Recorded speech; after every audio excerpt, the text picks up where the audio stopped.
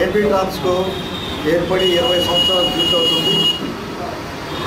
AP Transco ఏర్పడిన తర్వాత ఈ రోజు వరకు కూడా అటు ఓఎండ్ఎం కానీ ప్రొవిన్షియల్ కానీ ఎలాంటి రిక్రూట్మెంట్ లేదు. ఇప్పటికే అక్కడ పనిచేస్తున్నటువంటి సబ్ ఇంజనీర్లు కానీ హెల్పర్స్ కానీ వాచ్మెన్లు కానీ 20 సంవత్సరాలు అయిపోయి ముసలోళ్ళు అయిపోయారు. వాళ్ళ వేతనాలు కూడా అరకొరగా పెంచారు. ఇంకా టీవో కూడా రిలీజ్ కాలేనటువంటి పరిస్థితి ఉంది. మేము డిమాండ్ చేసేది ఏంటంటే ఇంజనీర్లు రిక్రూట్మెంట్ చేస్తున్నటువంటి పరిస్థితి మేము చూస్తున్నాం. అయితే ఎల్డీసీలు కానీ సబ్ ఇంజనీర్లు కానీ అట్లాగే జేఎల్ఎంలు కానీ రిక్రూట్మెంట్ చేయకుండా ఉన్న కార్మికులతో శ్రమ దోపిడీ జరుగుతుంది ట్రాన్స్కోలో.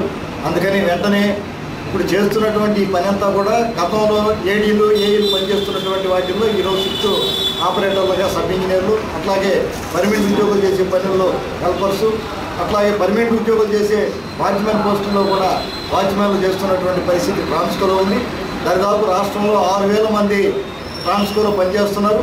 అందులో 100 మంది సబ్ ఇంజనీర్లు ఉన్నారు. కాబట్టి వెంటనే ఈ ట్రాన్స్కోలో ఉన్నటువంటి పోస్టుని పనిచేస్తున్నటువంటి సబ్ ఇంజనీర్లతో భర్తీ చేయాలి. ఇప్పటికే ఒక టెస్ట్ పెట్టారు.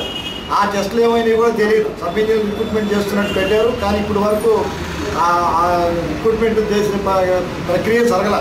అందుకని ట్రాన్స్కోలో ఉన్నటువంటి ఖాళీలని ట్రాన్స్కోలో పనిచేస్తున్నటువంటి కాంట్రాక్ట్ కార్మికులతో వెంటనే భర్తీ చేయాలని, అట్లాగే మొన్న పెంచినటువంటి వేతనాల్లో కూడా చాలా తక్కువ. తెలంగాణతో పోల్చినప్పుడు అక్కడ 30,000 దాకా హై స్కిల్డ్ కార్మికులకు ఇస్తున్నారు.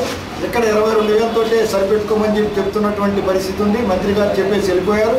కానీ తెలంగాణలో తరహాలైనా సరే వీళ్ళందరికీ వేతనాలు వెంటనే ఇవ్వాలనేది, అదేవిధంగా థర్డ్ పార్టీ రద్దు చేసి వెంటనే ఇలా డైరెక్ట్ పేమెంట్ డిపార్ట్మెంటే తెలంగాణలో ఇస్తుందో అదేవిధంగా ఎక్కడ కూడా ఇవ్వాలని చెప్పి మేము డిమాండ్ చేస్తున్నాం. అట్లాగే ఉద్యోగ భద్రత లేకుండా పోయింది ట్రాన్స్కోలో. ఉద్యోగ భద్రత కల్పించాల్సిన అవసరం ఉంది. అందుకని ఆ పెంచిన వేతనాలు వెంటనే అమలు చేసే విధంగా టీఓలు వెంటనే జారీ చేయాలని మేము డిమాండ్ చేస్తున్నాం. కాబట్టి ఎంతో ప్రమాదకరమైనటువంటి ఈ రంగంలో పనిచేస్తున్నాం. రాష్ట్రానికి వెలుగునిచ్చేటటువంటి ఈ కార్మికులు జీవితాలు చీకటమయమవుతున్నాయి. కాబట్టి వెంటనే ప్రభుత్వం స్పందించాలి. ఇంకా 6 నెలల్లో ఎన్నికలు రాబోతున్నాయి, మళ్ళీ ఎన్నికలు కూడా రాబోతుంది.